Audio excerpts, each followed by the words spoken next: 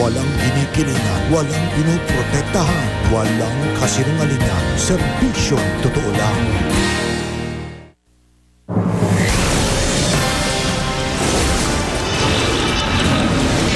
Drum na sangkap sa paggawa ng shabu. Nasamsam sa isang compound sa Parañaque. Umano'y Shabu Laboratory. Inaalam kung konektado sa ni-raid na compound sa Alabang noong Enero. Singil ng Meralco, tataas ng mahigit 50 sentimo ngayong Hunyo. Pagtawid ng planetang Venus sa pagitan ng araw at mundo, tinutukan sa Pilipinas at iba pang bansa. Sa Vigan, Ilocos Sur naman, solar halo ang nasaksihan. Grand arrival ni Manny Pacquiao at Timothy Bradley Jr. sa Las Vegas. Pinagkaguluhan ng mga tagahanga.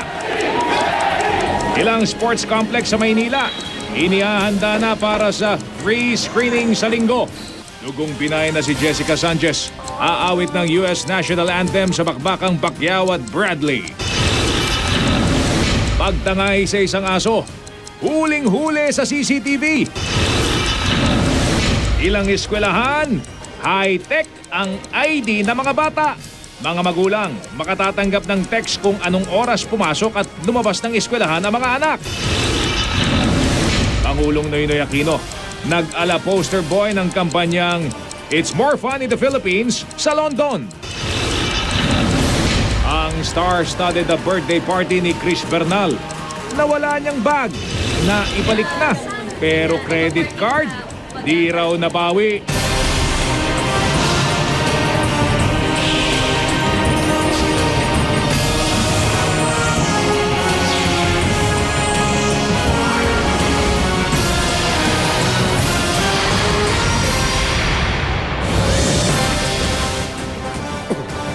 Yan pong kulay itim na bilog na nakikita nyo yan na parang tumatawid sa inyong telebisyon. Ang planetang Venus habang tumatawid sa pagitan ng araw at ng ating mundo. Transit of Venus ang tawag sa pambihirang pangyayaring yan na kung tawagin ay once in a lifetime. Kasi hindi na mauulit yan sa ating henerasyon.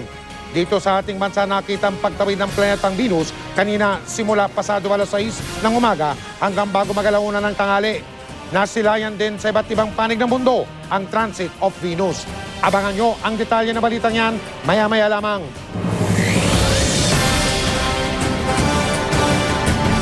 Magandang gabi po. Drum-drum ng mga kemikal na umunoy sangkap sa paggawa ng shabu ang nasamsam na mga otoridad sa isang compound sa Parañaque. Pero ayon sa pulisya, aksidente lang ang pagkakadiskubre nila sa umunoy shabu lab nang tugisin nila ang ilang magnanakaw. Walang nahuling suspect pero inaalam ng mga otoridad kung konektado may kinalaman ang umano'y Shabu Laboratory na yan sa naunang sinalakay sa Ayala, Alabang nitong Enero. Nakatutok si Marisol Abduraman live mula sa lungsod ng Parañaque. Marisol. Mel, Mike, patuloy pa rin ang isinasagawang inventory ng mga otoridad, particular na nga dyan ang Southern Police District, ang PDEA, ang SOCO at ang PNP EDSOC dito nga sa isang warehouse sa East Service Road sa Parañaque at ang warehouse na yan na nadiskubre ng mga pulis ay isa palang Shabu Laboratory.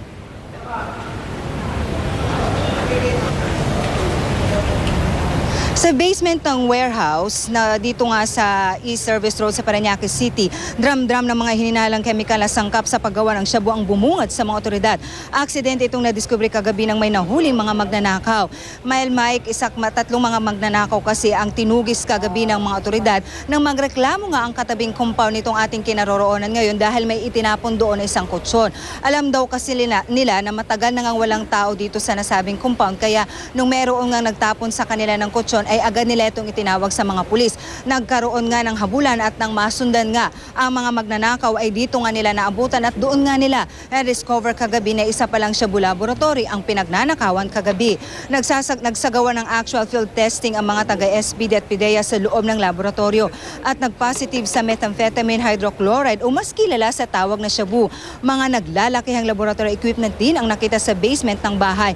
Hawig ito sa mga ginamit noon na na-recover sa Ayala, Alabang noong mga nakaraang buwan. Pero patuloy pa rin itong kinukumpirma ng mga otoridad dahil mariban nga sa mga naglalakihang gamit, Mike, napakadami rin talaga ng mga chemical kanina. Sa katunayan, ayon sa mga otoridad, aabutin pa raw ng ilang araw ang kanilang inventory. Pahirapan, Mike, dahil nawala na nga ng mainline ng kuryente dito dahil ang alam ng mga otoridad ay matagal na talaga itong pinagnanakawan. Kani-kanina lamang, Mike, ay dumating dito ang caretaker nitong warehouse na tumanggi siyempre magpa-interview sa atin at magpakilala. Ayon sa kanya, nitong Abril pa lamang daw, ay nakapagbayad pa nga ang umuupa ng nasabing warehouse, pero nitong nitong May ay hindi na nga ito nagpakita, pero tumanggi na siya magbigay ng ano pa mang impormasyon. Kasalukuyan na siyang hawak ngayon ng Parañaque Police na siyang isa nga sa mga nagsasagawa na nasabing operation. Alam mo, Mike, sa laki daw ng Shabu Laboratory na ito, Mel, kaya raw nitong mag-produce ng 100 kilos, hindi bababa sa 100 kilos ng shabu sa isang linggo. Hindi pa rin nila matukoy sa ngayon kung magkano talaga ang amount ng mga confirm na shabu na kanilang nakita kanina based nga sa kanilang testing na isinagawa. Hindi pa dyan kasama ang mga talagang na mga napakalaki at mga imported na gamit na siyang ginagamit nila sa pagluluto nga nitong shabu. Dahil sabi nga nila, aabutin pa raw ito ng ilang araw dahil maliban doon mismo sa laboratory na ating napasok kanina, meron ding ilang kwarto dito.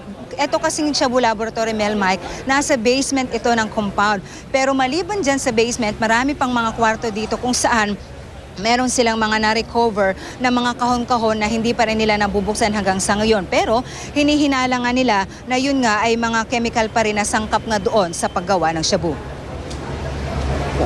Positive siya sa net. Ano po ang net, sir? Shabu. Pero ito confirm pa siya sa laboratory. So, galing po. So, in other words, lahat yung mga nasa laman ng gram na yun, net ang tawag natin. Yung dalawa. Ano yun siya? Parang ingredient sa paggawa ng shabu? O yan na mismo? Yan na mismo, pero ano pa yan, recrystallize pa. Sabi ng mga dito, ng mga barangay tanod diyan na nakausap natin, mga ilang buwan na itong walang tao, no? Actually, kung napansin nyo, talagang wala silang kuryente, no?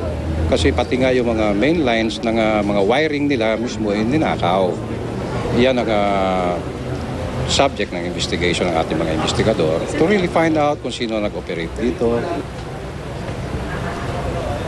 Mike, hinihinala nga nila hanggang ngayon nga na nandito pa raw sa bansa itong ang nag-ooperate nitong warehouse, pero hindi na nga raw ito pumupunta dahil nga nung ma-discover nga ang mga Shabu Laboratory sa Ayala, Alabang nung mga nakaraang buwan, ay kaagad silang nagkaroon ng duda na posibleng konektado nga ito, kaya sa mga oras na ito ay nagtatago na nga rin ito. Ganun pa man, talaga daw na pupursigihin nila ito dahil base na nga rin daw doon sa naging statement ng caretaker. Nitong Abril pa lamang ay nakapagbayad pa raw ang mga umuupa nito. Hanggang sa mga oras na ito, Mel, Mike, nandito pa rin po itong mga otoridad at tuloy-tuloy pa rin ang kanilang isinasagawang inventaryo at gaya ng ating nabanggit, talagang matatagalan nga raw ito dahil nga sa dami talaga ng chemical. At linawin natin yung kanilang mga na-discover kanina, it's not considered as totally waste dahil talaga daw mapapakinabangan pa. In fact, karamihan po doon sa mga na-recover nila ay nasa last stage na raw. So, ihihiwalay na lang daw ito, crystallization ang tawag doon, at ito na nga ang product nito ay yung mga shabu nga na nabibili na sa market. Mike? Marisol, kanina nakita namin yung video ng papasok ka sa loob. May amoy pa ba dyan hanggang sa mga sandaling ito, Marisol? Mike, hanggang sa mga oras na ito talaga napakasangsang pa rin ang amoy. Hindi nga kakayanin actually kung wala kang face mask, pero kumbaga nasanay rin tayo simula nung kaninang umaga pa nga tayo nagbabantay dito. Pero hanggang ngayon talagang amoy na amoy pa rin ang masamang amoy na nanggagaling doon sa basement at dito mismo sa loob kasi ng warehouse, ng compound. Meron kasi mga chemical din dito sa kwarto. Rather sa mga iba't ibang rooms dito. Meron bang impormasyon dyan sa lugar na yan kung ano ang gagawin doon sa mga sangkap? Yung mga chemical na sinasami mo, pwede pang pakinabangan at posible pang gawing shabu sa mga susunod na mga panahon? Marisol? Mike, yun talaga yung ating tinanong. Ito ba ay talagang wasted na o talagang mapapakinabangan? Mapapakinabangan para. Merong daw sinusunod na process dito ang PDEA.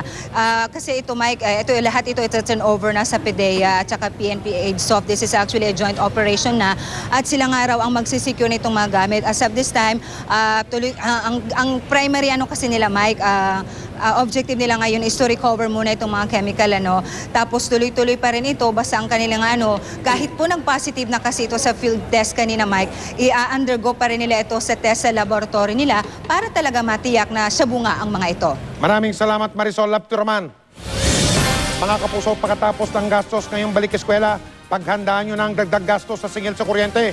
Ngayong kasing buwan ng Hunyo ay magmamahal yung tinatawag na generation charge na Meralco.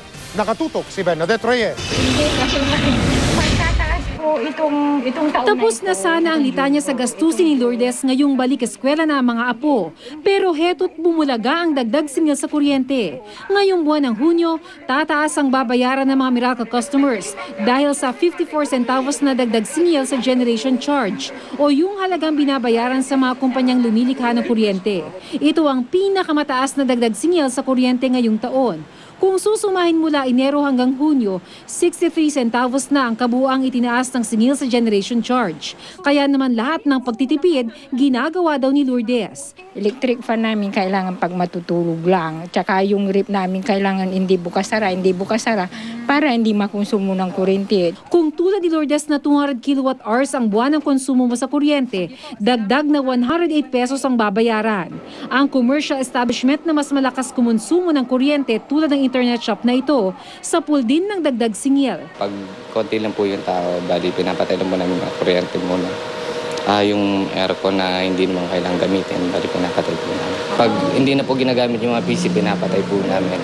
Ayon sa Meralco, tumaas ang presyo ng kuryente mula sa Wholesale Electricity Spot Market o WSM. Nasira raw kasi ang suwal at pagbilaw plants na gumagamit ng coal sa pag-generate ng kuryente. Ang Limay at Malaya plants ang pinagana na gumagamit ng langis. Mas mahal kasi ang kuryenteng fuel generated. Tumaas din ang demand sa kuryente nang sumipa ang konsumo ng mga Meralco customers noong Mayo na umabot sa mahigit 5,600 megawatts. Mas mataas pa sa naitalang konsumo noong may El Nino noong taong 2010. Nabawasan yung paggamit ng hydro plants dahil nga summer na. At nabawasan din yung paggamit ng mga coal plants dahil they were on outage maintenance. It was made up by the more expensive oil-fired power plants, so we did not experience any outages. But we saw the effect on the spot market prices, which went up. Ngayong pumasok na ang tag-ulan, inaasahang bababa na rin ang pagkonsumo sa kuryente. Pero para lalo pang maipababa ang inyong electric bill ngayong buwan ng Hunyo, maging wais sa paggamit ng ilaw at mga appliances. I-off ang ilaw at i-unplug ang mga appliances kung hindi ginagamit. Magplansya sa gabi kung kailan mas mura ang kuryente. Masinop na paggamit sa ating mga household appliances, making sure they are in good condition. Bernadette Reyes, Nakatutok, 24 Oras.